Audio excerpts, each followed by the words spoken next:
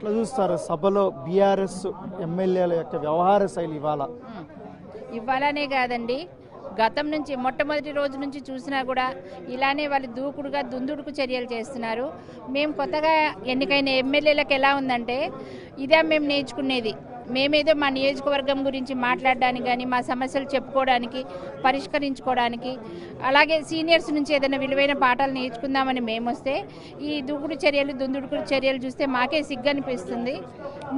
ఇవి మేము ప్రజల్లో ఏ విధంగా మేము వెళ్ళగలమండి? ఇలాంటివి చూసి మేము ఎన్నుకున్న శాసనసభ్యులు ఇలా బిహేవ్ చేస్తున్నారని వాళ్ళ ముందు మాకు కూడా తలవంపులుగా ఉంటుంది. అంటే కామ్గా కూర్చున్నటువంటి బీఆర్ఎస్ ఎమ్మెల్యేలని హరీష్ రావు స్పీకర్ వైపు వెళ్ళండి అంటే తోసిన సందర్భం కూడా మీరు చూస్తుంటారు.